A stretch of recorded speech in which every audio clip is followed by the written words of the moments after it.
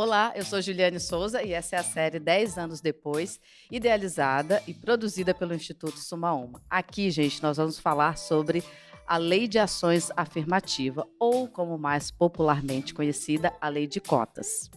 A Lei 12.711, que estabelece a reserva de vagas em instituições de ensino federais para grupos historicamente excluídos, completou 10 anos em 2022. Quais foram os impactos nos mais variados setores da sociedade, as melhorias necessárias e as perspectivas de futuro para essa importante ferramenta de democratização do ensino e a geração de conhecimento? É o que nós vamos saber aqui na série 10 anos depois, com a participação de diversos estudiosos, pesquisadores e ativistas no assunto. Este trabalho, contemplado na chamada pública O Papel da Ciência no Brasil de Amanhã, recebeu o apoio do Instituto Serra Pilheira.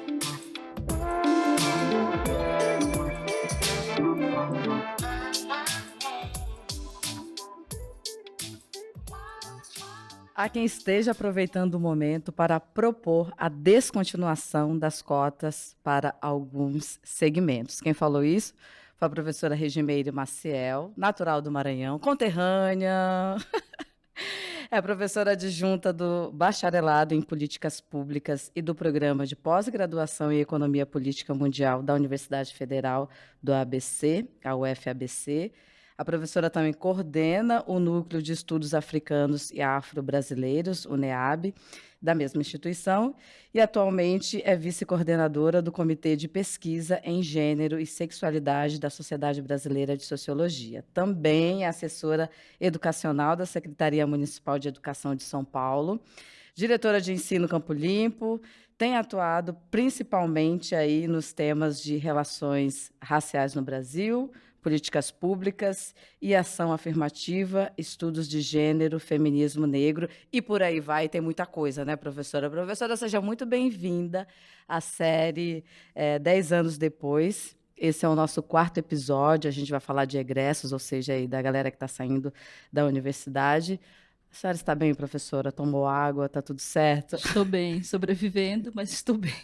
Seja bem-vinda. E quem é a professora Obrigada. Regimeire aí? Antes do Lattes, antes Antes do desse Lattes, currículo maravilhoso. eu sou uma pessoa do Maranhão, como você falou, né? Eu me descrevo como uma pessoa maranhense vivendo em São Paulo, então sou de um povoado muito pequenininho no interior do Maranhão chamado Lapela. É, Passei a maior parte da minha infância na sede do município, Vitória do Mearim, e depois fui para São Luís para estudar e fiz graduação, fiz muita militância, muita atuação política em São Luís e depois me mudei para São Paulo. Então, sou essa pessoa que migrou, sou essa pessoa que vem de uma família extensa, essa pessoa que é a terceira de uma família de 11 filhos, de 10 irmãos. E estou em São Paulo há 14 anos, aí passei num concurso aqui e resolvi ficar, né? Fui ficando depois da pós-graduação até passar no concurso e resolvi ficar.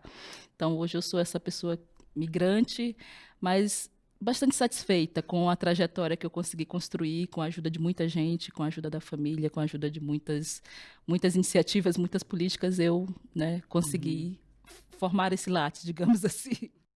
São Paulo está se tratando bem, professora? Sim, sim. Acho que nesses 14 anos eu não posso reclamar. Eu acho que sou bastante feliz, bastante satisfeita, né? Me acostumei com a cidade cinza, me acostumei e já acho que amo o ISP. Estamos mudando, né? Como diz aí o nosso amigo crioulo, né? Fora o frio Não dá, não né? dá para uma pessoa do Maranhão, mas reclamamos e sobrevivemos. Professora, para a gente começar, eu queria que o nosso papo já começasse aí por essa sua colocação, né?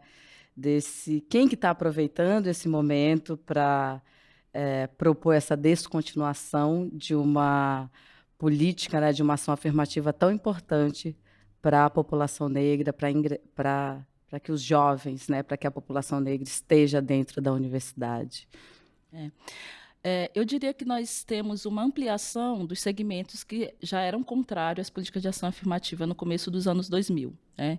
Então, no começo dos anos 2000, né, as pessoas que estão nos acompanhando devem lembrar, nós tivemos uma mobilização muito intensa, né, da academia, da imprensa, de diversos setores da sociedade contrário a essas políticas. Né? E isso foi quando eu chamo de mobilização intensa, eu estou falando de uma coisa bastante sistematizada, organizada, para que essas políticas não fossem adiante. Mas vencemos essas resistências e implantamos. Né? Estamos aí 10 anos da lei de cotas, mais 20 anos de experiência de política de ação afirmativa no ensino superior. E hoje, quem está, né, ainda se colocando ou se colocando contra essas políticas ou a continuação dessas políticas, eu diria que esse grupo, esse corpo de pessoas se ampliou.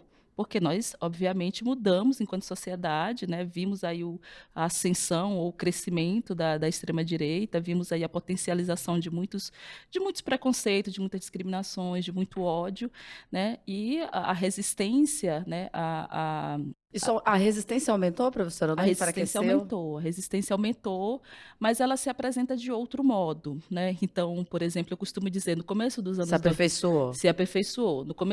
Nos anos 2000, quando nós estávamos nesse processo de enfrentamento com esses debates contrários, né? Nós tivemos manifestos. Em 2006, a gente tem um famoso manifesto contra as cotas, né? Muito publicizado no Brasil.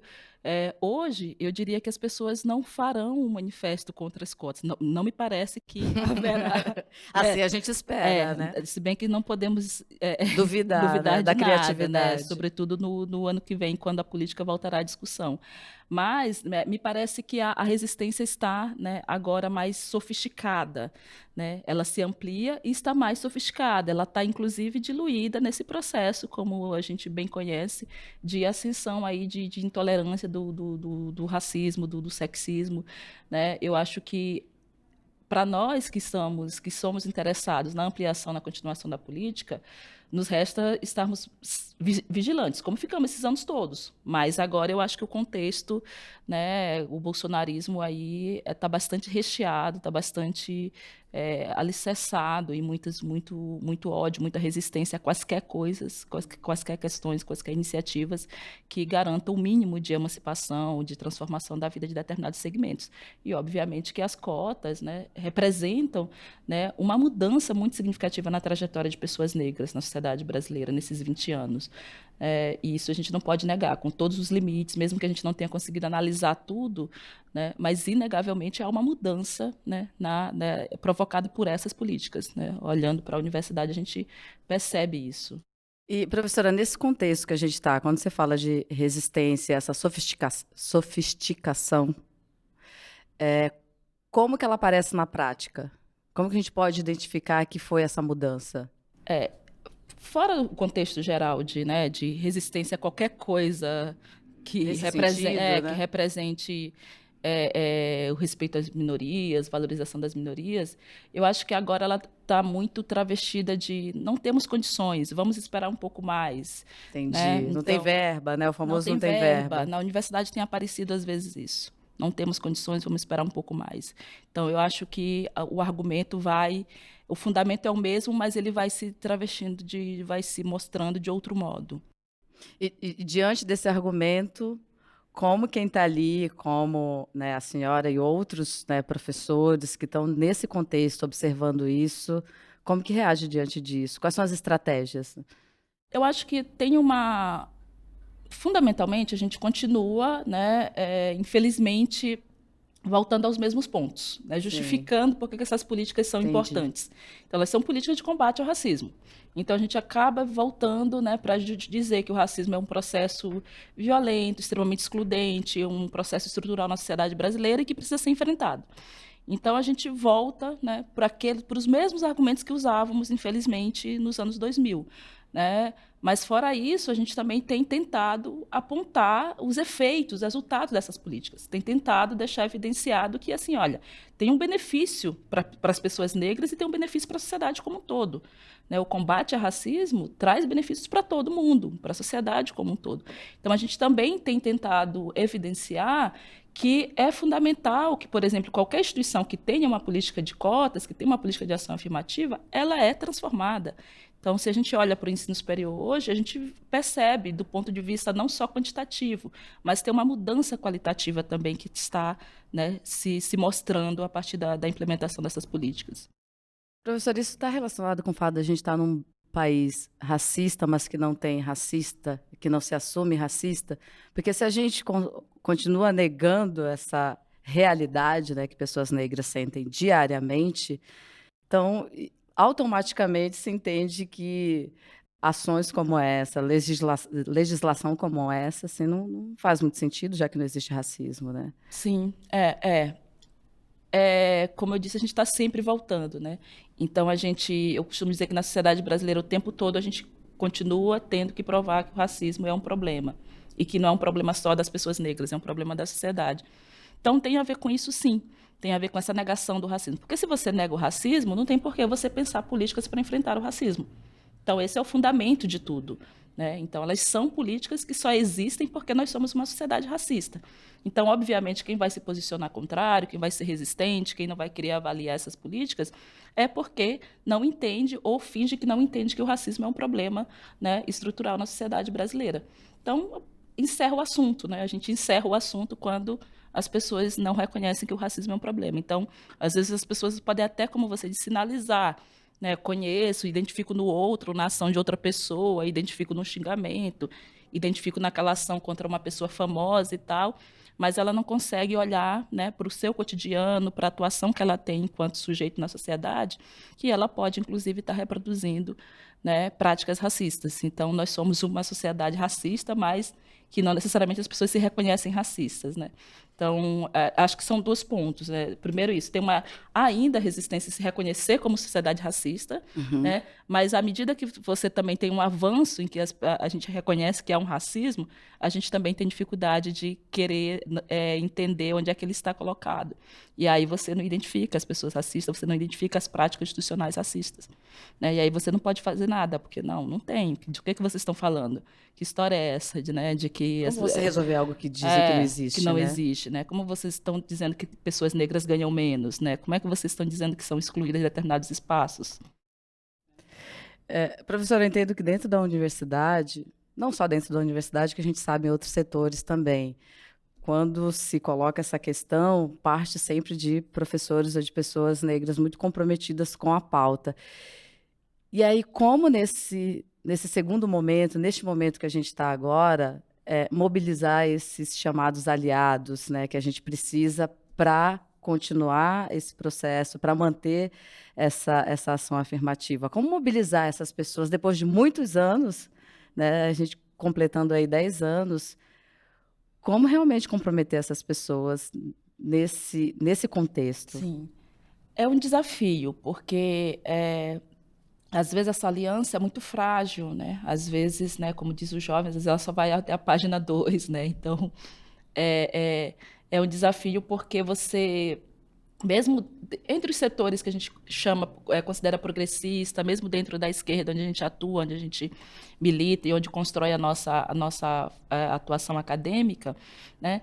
Vão ter sujeitos, vão ter pessoas, né? Vão ter resistências, né? No sentido de que inclusive pessoas que têm dificuldade em identificar na sua prática, como eu disse ainda há pouco, um comportamento racista. Então, assim, tem um processo de convencimento que é para além dessa sensibilidade inicial, superficial, né? Sou solidário à causa, né? Sou solidário, né? É isso, eu reconheço que o racismo existe, mas aí quando você vai discutir, por exemplo, que uma política de ação afirmativa implementada, por exemplo, na pós-graduação, ela não está cumprindo o seu efeito, ela não está sendo cumprida, ela não está cumprindo seu objetivo, né? Pessoal, mas como não está? Então, a gente pode, institucionalmente, né? Tem um colega que diz que, mesmo não querendo ser racista, a gente pode ser racista, né? Mesmo não querendo ser machista, a gente pode ser machista, né? Então, não é uma questão de boa intenção, é uma questão de transformação das práticas, né? Então, eu acho que tem um processo que é muito mais profundo, que deveria estar relacionado a essa necessidade de transformação das práticas institucionais, né? Não é só a sensibilidade, não é só a solidariedade porque eu sou amigo de uma pessoa negra, de um docente negro, Vamos não. superar isso, né, professora? O Vamos, amigo vamos, vamos, negro, né? vamos arregaçar, né? Vamos para a rua, vamos. A gente teve a marcha do 20 de novembro, e aí você se pergunta, mais uma vez, é a marcha de pessoas negras, né? São só as pessoas negras que estão interessadas em denunciar o racismo e denunciar as desigualdades raciais, né? Então, assim, não basta ter boa intenção, não basta ser sensível, não basta coisa, né? E mesmo gente bastante bem intencionada, é isso. Não consegue entender que tem que dar um passo além, não consegue entender que tem que construir junto, consegue entender que tem que ouvir, né, o que a gente fala há décadas, o que o movimento negro fala há décadas. Eu lembro de uma situação que aconteceu essa semana, professora, que alguém apontou uma situação racista e logo em seguida outra pessoa falou assim: não, mas ele é tão bonzinho. E isso acontece o tempo todo, né? Então invalida uma situação que é real, né? Sim, Para trazer uma questão que é, não, mas é uma pessoa boa, nunca faria isso, sendo que você tá apontando, né? Aquela sim, situação aconteceu. Então, isso acontece o tempo todo e é muito sim, sutil. sim, E a pessoa negra que aponta o racismo, às vezes é muito lida como uma pessoa agressiva, ou que não compreende, ou que está sim. querendo mal do outro. Como lida com essas situações que são sutis, que são do dia a dia e que não aparecem, por exemplo, em pesquisa, ou que não aparecem em coisas concretas para as pessoas entenderem que isso é uma realidade? Sim. Você falou uma coisa que lembra muito, né, a quem veio antes de nós. Por exemplo, a Lélia, nesse final de semana, estava relendo um texto da Lélia em que ela fala novamente sobre, né, em diversos momentos ela faz isso, fala da relação do movimento de mulheres negras com o movimento feminista, né? E ela fala assim, nós éramos sempre taxadas, né, de raivosas, né, de briguentas, né, quando nós começávamos a falar em racismo. Quando estava todo mundo falando sobre classe trabalhadora, sobre igualdade de classe, estava um consenso. Quando a gente entrava nos debates, nas plenárias para falar de racismo, havia um racha e nós éramos tomadas como sectários, como essas pessoas agressivas, raivosas. Isso, infelizmente, não muda, né? Não mudou tanto assim. Não mudou tanto assim. Eu concordo que eu vejo que há sim uma disposição maior, esse grupo de aliados, esse grupo de pessoas não negras dispostas a trabalhar, a enfrentar o racismo, acho que existe, né? Mas existe ainda, né, uma parte ainda desses setores que eu considero progressista ainda que, né, estão reproduzindo esse tipo de compreensão. Não, mas não pode, veja bem, mas não é bem assim, né? Agora tudo vai ser racismo, né? Então tudo, então assim, quando as leituras sobre relações raciais no Brasil, muitas diziam assim, é na hora do conflito que a gente vê o racismo brasileiro aparecendo, e é exatamente isso. A academia é um lugar de disputa, né? É um lugar de disputa de poder, de conhecimento. Conhecimento é poder. E nesses momentos você vê, né, um racismo muito explícito, né? Mas não vai ser todo mundo que vai identificar e vai reconhecer e que vai fazer autocrítica, né? E aí às vezes é isso. A pessoa negra vai ficar batendo na tecla, insistindo, olha, do jeito que a gente está operando essa política, nós não estamos incluindo ninguém, nós não estamos trazendo ninguém para dentro da universidade. Vamos rever, vamos sentar, vamos discutir. Não, mas assim, tem que ser o mérito, né? Tem que ser os melhores, as pessoas melhores para entrar. No... Então, aí está um racismo. Sim. Aí está o racismo funcionando. Aí tem uma prática racista se reproduzindo. É isso que a gente chama de racismo estrutural, institucional. E a pessoa não reconhece, mesmo sendo uma pessoa aliada, solidária, né? E o que que é mérito, né, também, o que que é essa questão da meritocracia, a gente falou em outros episódios aqui, né, no Brasil não existe, né, então a gente tem que superar essa coisa da Sim, meritocracia também, sim, né. A senhora fala muito, você fala muito sobre a questão da educação antirracista, né. A Lei 10.639, né, que estabelece o ensino de cultura afro-brasileira na escola, a senhora acredita que essa lei vem contribuindo para que a gente consiga resolver essa questão racial no Brasil? A gente já tem professores preparados? Como que a senhora avalia isso, desse processo, para que a gente possa realmente entender que existe racismo no país, para que a gente chegue nesse lugar de não ter que explicar de novo por que uma lei de cotas é necessária no nosso país? sim. É, Eu trabalhei durante muito tempo com formação de professores. Inclusive, eu não sou mais assessora da diretoria de ensino do Campo Limpo. Fui, né, antes de me tornar professora, e eu trabalhava na diretoria como assessora, exatamente dando formação, né, para professores, para docentes da educação básica.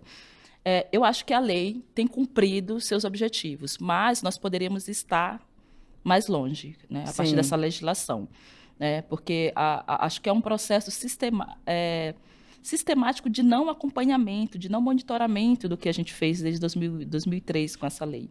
Então, eu acho que a gente consegue, né, coletar, avaliar as coisas que foram sendo implementadas, as coisas que foram sendo construídas a partir da legislação, mas de forma muito pontual, né? Estudos de caso. Então, a sim. gente tem uns estudos do estado X, a gente tem um estudo da cidade, da rede da cidade X, a gente tem um estudo da rede municipal de São Paulo. Então, a gente tem experiências bacanas, Brasil afora. Por exemplo, a Prefeitura de São Paulo tinha, né, acho que até na gestão Haddad tinha o núcleo de igualdade racial, o núcleo étnico-racial, que era que lidava com essa formação, né? E garantiu, né, essa formação para a rede, essa formação continuada, porque um dos principais entraves para que a lei se efetive é que ainda se sai do ensino superior, ainda se sai dos cursos de licenciatura sem condições de trabalhar essa questão em sala de aula. Tá? Então, as professoras ainda carecem de que as redes, seja estadual, municipal ou particular, atuem, né, de uma forma constante, de uma formação permanente, para que essas pessoas tenham condições de trabalhar isso. Então, eu acho que a gente avançou muito depois de 2003 para cá, que diz respeito à confecção de material, Sim. à própria formação, porque houve um investimento, né, enquanto nós estávamos ali nos governos do PT, houve um investimento nisso, né? Mas depois isso vai se desmantelando, como muita coisa. Então, eu acho que a gente inclusive perdeu a oportunidade de fazer uma avaliação nacional para saber como a coisa está indo. Então, eu acho que tem um avanço, mas ainda tem muito para construir. Poderia estar mais, né, Poderia na estar frente, né? mais, O né? professor devia estar mais seguro, né, para Sim, trabalhar com essas sim, sim. temáticas, Hoje a né? gente não sabe como isso está a nível de Brasil. A gente sabe, né? É isso. A gente consegue. Mas, por exemplo, em 2013, quando eu estava na pós-graduação, a gente fez uma pesquisa na rede estadual de São Paulo e era muito precário. Era muito precário a formação em relação a essas questões. Então, assim, se a gente tivesse conseguido fazer uma avaliação nacional, a gente teria um mapa melhor, né, de como, porque senão fica a cargo das redes específicas ou das escolas, né? Tem escolas Sim. que têm experiências belíssimas, mas é uma escola. Ou dos Ou professores dos também, né? professores, Tem que que se às vezes virar. que vai atrás de cursos de extensão, é isso.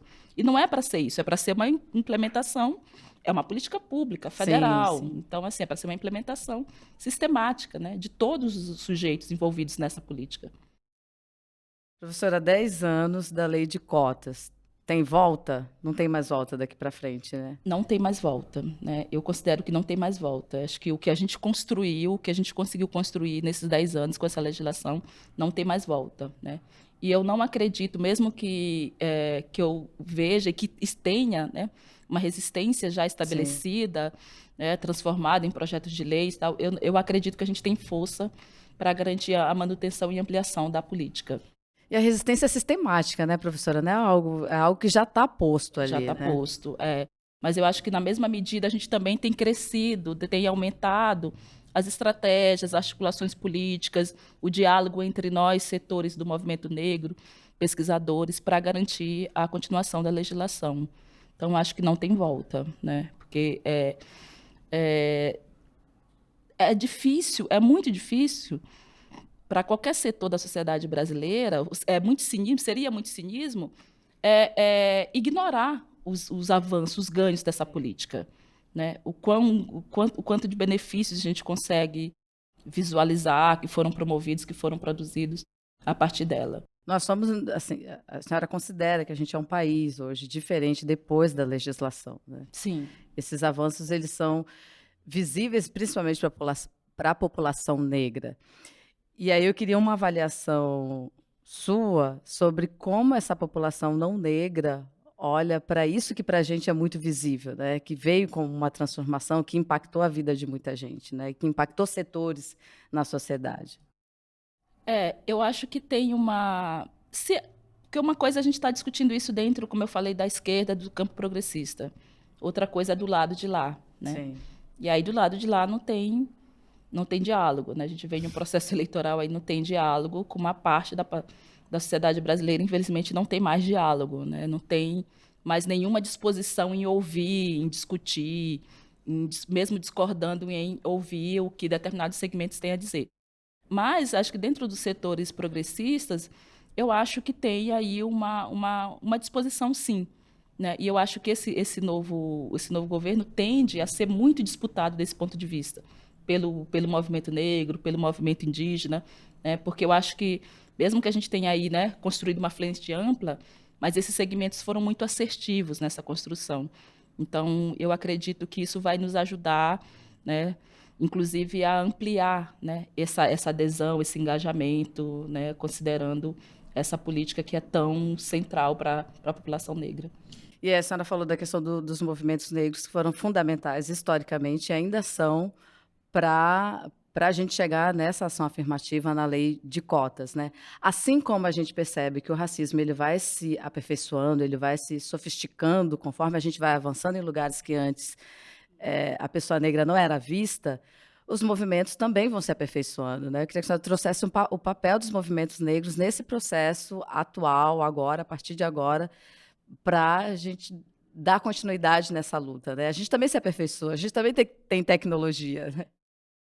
Eu costumo dizer assim, o movimento negro, ele, de diferentes modos, em diferentes épocas, né, sempre denunciou o racismo e as suas mazelas, os seus efeitos na sociedade brasileira. E foi o movimento negro que propôs e encaminhou a construção dessa política que a gente está falando aqui, que a gente está tratando aqui. Então, hoje, eu não tenho dúvida nenhuma de que quem está. Não tenho dúvida porque é isso que já está colocado. É o movimento negro que está levantando essa pauta, é o movimento negro que está sentando com parlamentares, com setores progressistas para negociar a continuação da política. E eu não tenho nenhuma dúvida de que vai, né, nesse processo que a gente vai retomar a discussão da legislação, que serão essas lideranças, essas figuras ligadas ao movimento negro que encamparão a defesa irrestrita dessa política. Né? Eu acho que não tem, né, não tem como a gente tirar esse protagonismo, né, porque foi quem historicamente construiu esse lugar de denúncia do racismo e da luta, né, para que se construísse políticas para enfrentar o racismo. Né? É isso que a gente tem na história, na história do país, na história do movimento negro, é isso. Sempre uma insistência muito, né, com toda a divergência, com toda a heterogeneidade do movimento, mas sempre insistindo que era preciso, que o Estado precisava reconhecer o racismo e fazer algo por isso, né, em torno dessa questão.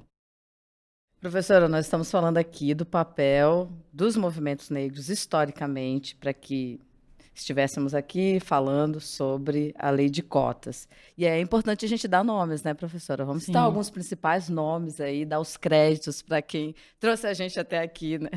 É isso, a gente tem. Porque quando a gente fala de militância negra, né, a gente fala de uma militância que atuou em diferentes espaços, Uhum, né, inclusive dentro da academia, na sim. construção cotidiana de organizações não acadêmicas. Então, só para lembrar, já que a gente está em São Paulo, tem o Milton Barbosa, a Regina, né, da minha terra, né, a gente tem figuras muito significativas, como a Mundinha Araújo, como o professor Luizão, que foi um médico e um dos fundadores do Centro de Cultura Negra do Maranhão. Nós temos figuras, né, tem as figuras que mais recentemente, né, sobretudo para a gente que está na universidade, que a gente retoma, né, a contribuição teórica e política dessas figuras, como a Lélia Gonzalez, que eu já mencionei aqui. Então, figuras, né, são que para a gente a militância, né, ela não se distingue, né, dessa atuação, por exemplo, ontem foi o aniversário da Virginia Bicudo, e se a gente for pensar em quem veio antes de nós, quem construiu o espaço, ela é uma figura, Sim. né, que tem uma trajetória que possibilitou que outras mulheres negras, outras pesquisadoras negras, né, estejam hoje na universidade. Então, a gente tem muita gente, né, Brasil afora, né, às vezes a gente fica centra nas organizações do Rio-São Paulo, mas, na verdade, a gente tem aí... No Brasil inteiro. Ao longo do século XX, muitas experiências, né? Outra experiência muito lembrada, né? Que a gente tem lembrado muito mais, né? Nos últimos tempos, a experiência do teatro experimental do negro, com o Abdias, com a Ruth de Souza, né? Com todo um conjunto de atrizes, de atores que emergem desse lugar, dessa experiência militante artística que é produzida no interior daquele ativismo, né? E eu acho que a gente tem aí uma geração mais jovem aí também, que está botando fogo nas coisas e que, né, às vezes eu tenho as minhas discordâncias, né, de pessoa que me considero mais velha, não necessariamente mais experiente, mas mais velha, que é importante, que faz né? parte, mas eu acho fenomenal o que as ativistas, sobretudo as ativistas negras, né, a juventude negra, de mulheres negras, né, tem feito nos últimos anos, né? Eu considero que a gente só chegou onde chegou, do ponto de vista disso que genericamente a gente chama de institucionalização da questão racial, por conta do ativismo de mulheres negras, né? E hoje a gente tem um ativismo jovem, né, que está muito presente nas redes, mas que também está muito presente em outros espaços, né? Essa geração que é resultado das cotas, né, que é oriunda das cotas, Sim. é uma geração que está tensionando dentro e fora da universidade.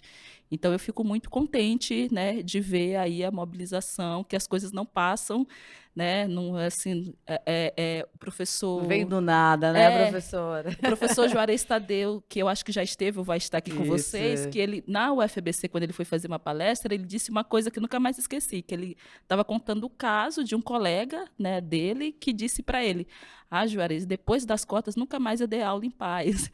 E é isso, né? Para mim, esse é o espírito. Então, quando eu penso nessa militância jovem, eu penso nessa galera que está na universidade, que entrou na universidade a partir das políticas de cotas e que tem provocado uma transformação dentro e fora do ensino superior. Então, tirou a paz da galera. Tirou, né? A paz. E é essa a intenção, né? Então, ou seja, aí, ó, créditos dados aí, a professora citou uma série de nomes aí, acho que todo mundo anotou, né? Que acho que é importante a gente trazer esses nomes, né? E dar o nome para quem veio antes, para quem está aí na luta, Sim. Principalmente quando a gente fala de mulheres negras, né? Para não achar que a gente não tem história, a gente tem Sim. muita história. E às vezes a gente esquece um pouco disso, né? Sim. Dentro das nossas falas ou quando a gente está em certos lugares. Isso particularmente me preocupa muito.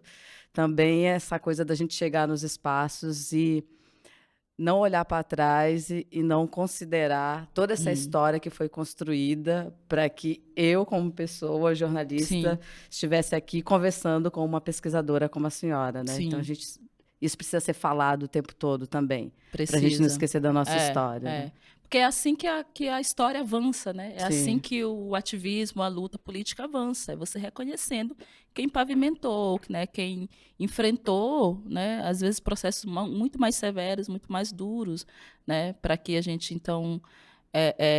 a professora Nilma Lino Gomes que diz, né?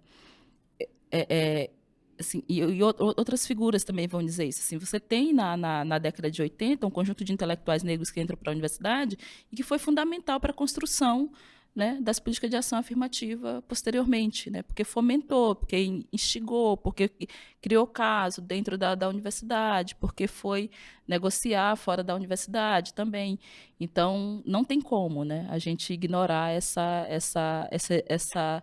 trajetória, essa atuação política de quem veio antes de nós, né? Em qualquer setor, em nenhum setor dá para ignorar isso, né? Eu acho que, como a gente está falando aqui muito das cotas, eu penso sempre no contexto acadêmico e não tem como. Com certeza. E o papel da universidade, né, professora? Qual o papel da universidade como instituição mesmo, se responsabilizar nesse enfrentamento ao racismo, né? A gente sabe do compromisso dos professores, principalmente os professores negros que estão dentro da universidade. Mas a universidade como uma instituição, qual é o papel dela nesse sentido e o que ela tem feito de fato, né, para apoiar a luta e as questões que esses professores estão colocando diariamente ali? Sim, isso. E eu acho que lembrei da Nilma, agora eu vou falar de novo dela. Ela, num livro que ela denominou de Movimento Negro Educador, né? ela fala desse papel educador do ativismo Sim. negro, né? O ativismo negro ensinou à sociedade brasileira, né, o que é raça, como raça funciona, como racismo funciona, e esse é um livro muito interessante da discussão na trajetória da Nilma, e isso, quando ela faz essa reflexão, né, a gente lembra, né, de que foi o movimento negro, que é essa galera que está dentro do movimento negro, mas também está dentro da universidade, que vai exatamente chamar a responsabilidade, vai chamar a atenção da universidade para a sua responsabilidade. Diz assim, olha, não dá para a gente continuar numa sociedade como a brasileira, em que metade da população, né, em que uma parte significativa da população é negra, e a gente ter 2% de estudantes negros, porque era esse o percentual que nós tínhamos Sim. antes das cotas. Então, esse ativismo, essa galera que vai chegar para a universidade e dizer assim, não dá. Não dá. A gente pode não conseguir mexer na estrutura, pode não conseguir mexer no sistema de acesso, que é uma coisa desejável, né? Mexer no sistema, no vestibular, na forma de acesso, que é um outro debate, né? A gente pode não conseguir fazer isso, mas a gente tem que encontrar um jeito de garantir uma presença maior, uma universidade mais representativa da sociedade brasileira. Então, essa denúncia é feita pelo ativismo, né? Chamando a universidade para a sua responsabilidade. E é por isso que a resistência às cotas ela é muito grande, porque é um espaço que, historicamente, a universidade se construiu historicamente para a elite. Né? Isso não é só palavreado, isso não é, né, jargão, isso é efetivo, né? Isso é concreto, né? É real. A história, quando você estuda a história da universidade, você vai ver. Ela não foi voltada, né, para a população de um modo geral. Não é qualquer pessoa, não era qualquer pessoa que poderia chegar a um curso, em um curso superior, né, que poderia chegar na universidade. E a discussão das cotas mexe com isso. Começa a dizer, não, vamos tentar diversificar minimamente aí, né? Vamos garantir pelo Somos menos mais de constantemente 56%, né, minha isso. gente? Vamos olhar para esse dado, né? Então, assim, é uma luta, não vou dizer que as coisas estejam apaziguadas hoje, né? Mas, né, está um pouco mais favorável do que estava no começo dos anos 2000, quando havia, né, a gente tinha 2% de estudantes negros, e quando as pessoas diziam, não, mas não é isso, não está entrando porque não está entrando, porque não tem qualificação, porque não passou no vestibular, porque não concluiu o ensino médio, né, enquanto os dados apontavam uma outra coisa, né, apontavam que, né, mesmo quando a escola pública melhorou, os estudantes negros não estavam necessariamente em melhor posição, né, do ponto de vista educacional. Né? Então, é uma luta constante com a universidade desse ponto de vista. Né? Não é uma coisa... E, professora, isso passa por considerar outros saberes no currículo também, né? Porque a gente conversou aqui com o professor Juarez Xavier e a gente falou muito de mudar acrescentar nas referências, ainda resistência enquanto a isso também, mas do ponto de vista do quanto que isso seria importante para os alunos negros. Mas isso também é importante para os alunos não negros dentro da Sim, universidade, né? sim, Que isso daí é ampliar repertório, né? Ter outras referências, conhecer sim, outras maneiras, sim, outros saberes, né? sim.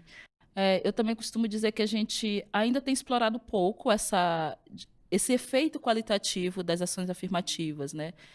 No começo, na discussão, lá no começo dos anos 2000, a gente falava desse potencial, né? Que era um eixo, era uma frente, né, dessas políticas. Poder ter a capacidade de transformar os currículos, de instaurar outras vertentes, outras chaves analíticas, né? Mas a gente não consegue fazer isso automaticamente. A gente vai conseguindo fazer isso, né, aos poucos, né, depois que as cotas começam a se estabelecer no acesso à graduação, a gente começa nessa discussão, a gente avança nessa discussão. Então, quando eu comentei da coisa do professor que comentou que nunca mais deu aula em paz, então tem uma atenção instaurada com as cotas, né? Quando um estudante negro diz assim, por que que na sua bibliografia, por que que na sua ementa, no seu programa de ensino, só tem pessoas brancas? Por que que não tem autores e autoras negras? Por que que não tem mulheres? Então, é resultado desse processo, é um efeito qualitativo das cotas, é um efeito qualitativo dessa presença maior de outros segmentos. Então, tem uma atenção instaurada que eu acho que é extremamente favorável, né? Que faz a universidade se revirar do avesso, que faz a universidade repensar os pilares de produção do conhecimento. Né? Ainda não não é, né? Eu estou só aqui dizendo só que nada tá completo, mas não está mesmo, né? Ainda não é um cenário desejável, ainda não é um cenário condizente com o que nós queremos do ponto de vista, né, do respeito às trajetórias, à produção de conhecimento associado a pessoas negras. Mas a gente tem já sim uma mudança. Então, introduzir disciplinas, introduzir temáticas em disciplinas diversas, né, é um jeito, né, de você tensionar isso, né? É preciso, a universidade precisa, porque o saber científico ele é para ser diverso. Ele não é para ser produzido, né? Porque não é um debate, porque isso não é científico. Não é esse o debate. Né? O debate é sobre racismo, é sobre, né, epistemicídio, é aquilo que a Sueli chama de epistemicídio, outros intelectuais chamam de epistemicídio. É essa a questão. Né? Então, dizer que não é ciência, dizer o que vocês querem fazer não é ciência, é só um jeito de produzir esse epistemicídio, é só um jeito do racismo agir. Tá? Mas não tem a ver com isso, não tem a ver com ter ou não ter caráter científico, determinados temas, determinados projetos, determinadas pesquisas. Né? E eu acho que a universidade ela precisa, né, precisa repensar essas bases. Né? E aí, como você falou, todo mundo ganha. Todo mundo ganha. Da mesma forma que a gente diz que o racismo, o combate ao racismo beneficia toda a sociedade, quando a gente está falando de modo específico da universidade, ler autores negros, ler mais mulheres, ler pessoas, né, de diversas, né, pertencentes a grupos diversos na sociedade, traz benefício para todo mundo. Para todo mundo. É o mínimo, é o básico. Mas é esse básico, é em torno desse básico que a gente ainda está se debatendo, né? E quais as universidades que a gente pode dizer ou apontar que já avançaram nesse sentido, ou que estão avançando nesse sentido, ou que estão, pelo menos, dispostas a? Sim. Eu acho que tem a UFBA, a Federal da Bahia, tem um Sim. histórico muito bem antes, inclusive antes das cotas, né, com alguns cursos, com algumas iniciativas, tinha uma pós-graduação, ainda tem, chamada pós-afro, Oficial, né? oficial, né, tem uma pós-graduação chamada pós-afro, que era voltada, né, que é voltada para estudos éticos, estudos de relações raciais, estudos africanos. Então, são iniciativas, né, é uma iniciativa que está colocada mesmo antes das cotas. A Federal do Maranhão, já depois, no contexto das cotas, implementou um curso de licenciatura em estudos africanos, então tem um curso de graduação em estudos africanos. Né? Outras universidades têm experiências como a nossa, né, Federal do ABC, que são disciplinas, né? Uma transformação pontual no currículo, acrescentar um conteúdo curricular, uma disciplina que trate das questões. Então, a UFABC hoje tem estudos étnicos raciais, né, que é obrigatória para alguns cursos da universidade. Ainda não é para todos, tem uma discussão interna para que seja ampliado. Né? E outras universidades do Brasil afora têm essa experiência com a coisa das disciplinas, com os cursos de especialização, né? Ou com os cursos ainda, às vezes, de mestrado estrito sensu, em menor número, né? Mas de especialização aparece com alguma frequência, né? Especialização em estudos africanos, em questão ética, questão racial, né? Isso aparece com alguma frequência. Então, a gente tem, né? A gente tem dentro disso que eu chamo de efeitos qualitativos das políticas, né? Porque não é obrigatório você ter, mas você entende, né, que, inclusive, a responsabilidade que foi dada para as universidades lá na Lei 10.139 é que produzisse condições para que as pessoas saiam formadas para atuar na educação básica. Então, botar currículo, colocar cursos, botar disciplinas, colocar cursos, né, cursos de estrito sensu, lato sensu, de pós-graduação, é uma forma de graduação e pós-graduação, é uma forma de oferecer essas condições para que as pessoas saiam formadas, no caso dos professores, né, professoras saiam suficientemente formadas para trabalhar com a questão na educação básica. Né? Então, eu acho que a gente tem experiências boas, né, Brasil afora, né? Alguns levantamentos têm indicado que tem experiências bem significativas, mas a gente não tem a dimensão real disso, porque é isso, mais uma vez, implicaria você ter uma avaliação mais global, uma avaliação mais nacional do que tem sido feito no Brasil afora. A gente sabe dessas notícias, estudos de caso, pessoas que fazem mestrado ou fazem um TCC sobre determinada universidade, sobre alguém que escreveu um artigo sobre determinada instituição, e aí você vai vendo, olha, tem essa iniciativa, olha, que é assim também que a gente tem visto crescer as cotas, as ações afirmativas na pós-graduação, né, a partir desse tipo de levantamento. Mas já tem uma pesquisa em andamento, né, professora? Queria que você falasse um pouco sobre isso no contexto geral da importância da gente ter esses dados, né? Aí, pensando nessa reavaliação que a legislação vai ter que passar nesses 10 anos, isso é importantíssimo para os argumentos que a gente precisa consolidar aí em relação à ação afirmativa, né. Então eu queria que você trouxesse um pouco do que está sendo feito, qual a expectativa nesse sentido. Tá? A lei de cotas, a lei de 2012, ela mesmo prevê um processo de avaliação, né? Ela estabeleceu um processo de avaliação de depois de 10 anos, que é por isso que gerou essa mobilização, foi isso que gerou essa mobilização toda. E havia essa expectativa de que isso fosse feito, né, de forma bastante responsável, bastante, né, sistemática, né, ouvindo os setores, ouvindo as instituições, ouvindo, né. Isso não foi feito, né? Isso não foi encaminhado pelo MEC, nenhum setor do governo federal. Teve uma iniciativa que eu não sei em que pé se estabeleceu, no final, em que pé em que resultou, encaminhado pelo ministério, aquele ministério que reunia todo mundo, direitos humanos, né, o ministério chefiado pela Damares. Né. Houve uma iniciativa que parecia que era uma avaliação da política de cotas. Isso foi no começo de 2020, algumas universidades foram notificadas desta pesquisa. Tá? Mas mesmo esse levantamento que foi encaminhado por esse ministério, né, não deu conta, não sinalizou, a gente não teve acesso de um modo geral a esses dados a ponto de entender como a política está colocada. Mas a gente tem pesquisas regionais, pesquisas que pegam um conjunto de universidades que dão conta de pegar algumas experiências e avaliar. Então, desde as primeiras experiências, né, porque como a gente está falando de 10 anos da lei de cotas, mas são 20 anos de experiências. Então, desde as primeiras experiências, muitas instituições fizeram esses levantamentos, né, né, a UFBA foi uma das primeiras, a UNB fez, né, todas indicando, né, do ponto de vista quantitativo e qualitativo, né, uma melhora no acesso de pessoas negras ao ensino superior, né, um conjunto de dados que rebatiam aquele argumento de que esses alunos, essas pessoas não conseguiriam acompanhar. Então, desde os levantamentos, os primeiros levantamentos, depois dos primeiros vestibulares, isso já estava colocado. E nos últimos anos a gente tem visto isso, né? Hoje eu estou integrando uma pesquisa com o financiamento do CNPq, coordenado pela professora Flávia Rios, em que a gente vai trabalhar com algumas instituições, uma amostra de instituições federais, para pensar egressos da política. Né? Então, assim, ainda temos, né, uma lacuna nessa coisa da avaliação de quando a política está sendo executada dentro das instituições, mas a gente também precisa ver como é que está saindo, né? Quem está saindo e como está saindo.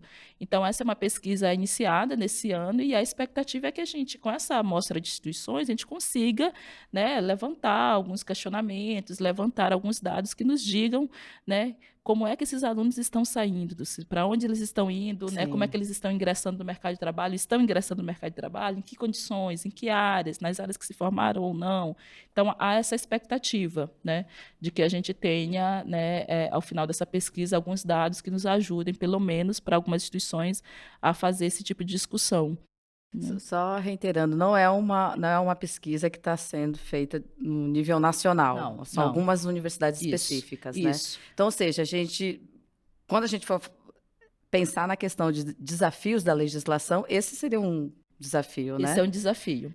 O projeto que está em tramitação, que na verdade hoje a gente tem um projeto que é resultado, acho que de 3 projetos de lei, né, que foram nesse processo de negociação dos setores, né, junto com a Associação Brasileira de Pesquisadores Negros, né, tem o projeto que deve ser o que vai caminhar no ano que vem, ele prevê, né, um monitoramento, uma avaliação da política, né, de forma constante, coisa que hoje não tem. Então, isso deixou brechas, isso desobrigou, porque a gente, né, não tinha... Ficou solto, na verdade, e a gente, né, coincidiu professora? com o governo Bolsonaro, coincidiu com esse governo que não teve nenhum interesse de avaliar corretamente.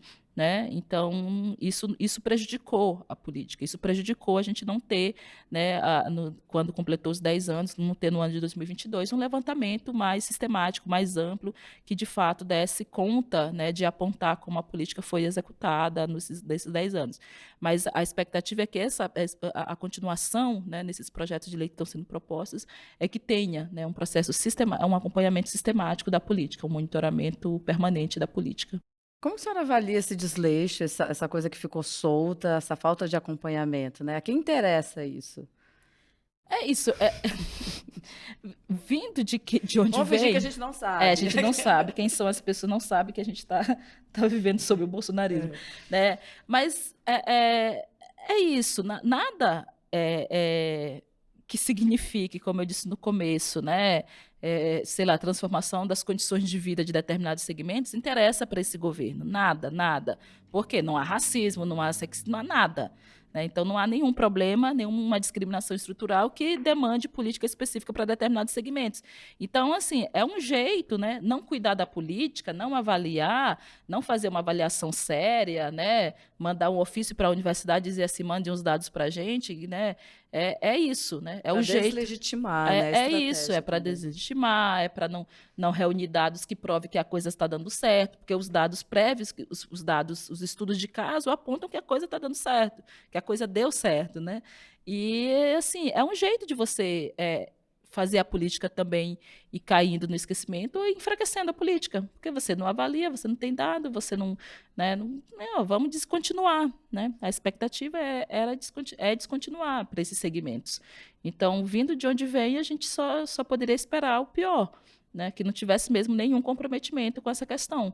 Né? É isso, essa falta de comprometimento. É o racismo, né? Já que a gente estava falando aqui, é o racismo. Mas isso não vai acontecer, né, professora? Não vai. Eu não sou uma boa analista política, mas eu tenho bastante, mais que intuição, né? Acompanhando as mobilizações, acompanhando o trabalho da Coalizão Negra por Direitos, da Associação Brasileira de Pesquisadores Negros. Eu acho que esses segmentos, junto com outras pessoas de outras organizações, as pessoas estão bastante afiadas, bastante atentas. Tanto é que este ano a discussão não continuou para que a gente não caísse com esse debate no meio de um processo eleitoral da tensão que estava nesse ano, nesse final de ano. Então, essa foi um passo estratégico muito importante que as organizações deram. Né? Não, vamos retirar e vamos voltar ano que vem com outro cenário. E eu acho que esse foi um passo acertado e eu tenho esperança que a gente vá continuar nessa sinalização positiva aí de aprovar a política, de garantir a continuação da política, ampliação, né? Mais que continuação, é ampliação. Ampliação, né? E aí, professora, a gente apontou aqui a questão da avaliação, que ficou solta, e isso ainda está, né, em processo, e o professor Juarez esteve aqui, professor Juarez Xavier, ele trouxe uma questão que me chamou muita atenção. Distraidamente, não tinha parado para pensar sobre isso, que ele falou que os alunos hoje, né, os estudantes que entram nas universidades pelas cotas, nem sempre são, na verdade, nem são alunos que vêm diretamente da periferia, alunos negros que vêm diretamente da periferia, né? Então, ele trouxe essa observação. E aí, penso que, nesse processo de reavaliação e de pensar o desafio da legislação, é justamente olhar para quem está lá na margem, para quem está lá na periferia. Sim. Então, como que a gente coloca isso? Como que não deixar isso escapar também? Sim, né? Sim. Esse é um debate bastante extenso, né, que estava colocado também nos anos 2000. Eu lembro da experiência da Federal do Maranhão, quando eu estava lá e nós estávamos discutindo o projeto de lá. Lá, por exemplo, a gente aprovou em 2006 reservas separadas. Então, tinha um conjunto de reservas para estudantes negros e um conjunto de reservas para estudantes de escola pública. Então, as pessoas negras poderiam entrar pelas duas reservas, né? Quando vem o Enem e o SISU, isso é unificado, né? Desculpa, quando vem a lei de cotas, na verdade, isso é unificado, né? Então, assim, você, né, primeiro faz o recorte de escola pública e depois é que vai fazendo os sub-recortes, né? Vai estabelecendo as subcotas. Então, assim, eu acho que tem um debate, eu não sei se vai voltar agora, né? Mas eu acho que tem um debate que está colocado aí para a gente há muito tempo, que é isso, que é a relação entre renda, classe e raça, né? Lá no Maranhão, na época, eu era super favorável, fomos nós que desenhamos desse modo. Entendíamos que era preciso garantir, né, que as pessoas negras tivessem mais chances de entrar. E aí, né, pensando dessas pessoas negras, né, que estão mais marginalizadas, que estão, né, essas que de fato vêm de escola pública e que estão, né, que não vêm porque o que a gente tem um cenário hoje, que muitos estudantes vêm das melhores escolas públicas, né? Daquelas que têm um desempenho razoável, médio, bom, né? E aí é isso, né? A gente não sabe necessariamente como é que esse aluno da periferia, desse aluno que está mais à margem da sociedade, esse aluno negro, como é que ele está acessando, como é que ele está, por exemplo, recebendo a informação sobre a existência das cotas. Né? A universidade nunca esteve no nosso horizonte enquanto pessoas negras, né? Pessoas negras de origem pobre. Não é uma questão. E a gente não pode dizer que, mesmo depois de 20 anos das primeiras experiências, que a coisa está apaziguada e que está todo mundo sabendo o que é cota, como funciona. Não é. Não é. Então, a depender de onde essa pessoa estuda, ela pode não saber do Enem, não saber do SISU, não saber das cotas, não saber nada e não vai atrás, porque aí também o jeito de funcionar das escolas também, às vezes, pode ser muito precário, o corpo docente, a diretoria, a coordenação pedagógica. Então, esse aluno pode não acessar esse tipo de informação. Então, eu não sei se volta esse debate de recorte separado, né, de renda, escola pública e racial, né? Mas a gente poderia pensar assim, eu acho que Tem como aí você uma falou, tem demanda, uma né, demanda para professora? pensar isso, esse cruzamento aí, né? Se a gente tivesse os dados, a gente poderia, inclusive, avaliar melhor isso, né? Olha, quem é esse aluno negro de escola pública que está Sim. entrando? Né? Quem é esse aluno que está entrando? Né? De que escola pública esse aluno vem? Né? No caso de São Paulo, são das ETECs, ou vem gente de outras escolas, dessas escolas que não são reconhecidas como as melhores do estado de São Paulo. Então, esse é o tipo de coisa que uma avaliação permanente de uma política pública nos dá, consegue garantir e a gente conseguir traçar, redefinir as coisas, né? Então tem aí uma grande lição de casa, né, Sim, professora, para os próximos aí 10 anos, quando a gente sim, pensa a lei, tem muitos desafios e não pode deixar nada escapar, sim, né? Senão a gente que acaba perdendo, né? sim, é isso. Estamos finalizando. A senhora já deixou aqui uma série de nomes importantes, né? Falou de Lélia, Abdias. Quais outras leituras que eu acho que é importante a gente ter, não só para entender a legislação, mas para entender o racismo no Brasil, né? Porque quando a gente está falando da lei de cotas ou de qualquer outro assunto que envolve população negra, a gente está falando de questão racial, né? A gente está falando de eh, respeito à nossa humanidade, né? E é disso que nós estamos falando, né? Não só de colocar o aluno dentro da universidade em si, né? A gente está falando de humanidade, está falando de respeito, está falando de direitos, né, básicos.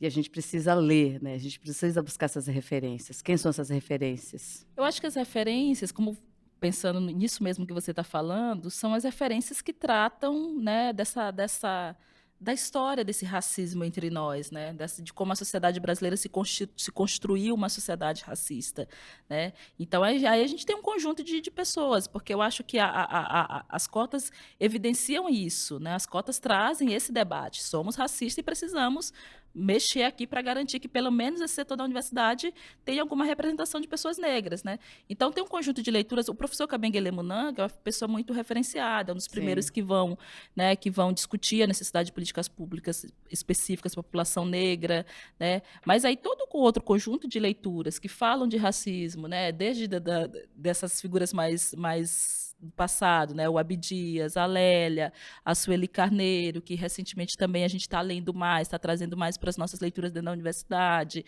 né? A professora Gislene Aparecida dos Santos, que é uma professora da USP, que assim, que eu acho que é uma figura que a gente, né, deve referenciar, porque é uma grande pesquisadora dessa história do racismo, desse entendimento de como a população negra é subjugada, né? A professora Nilma Lino Gomes, a professora Petronília Beatriz Gonçalves, né, que são figuras aí que estiveram nessa frente, né, de luta pela implementação da questão racial, pela institucionalização da questão racial e, consequentemente, pela implementação das políticas de ação afirmativa.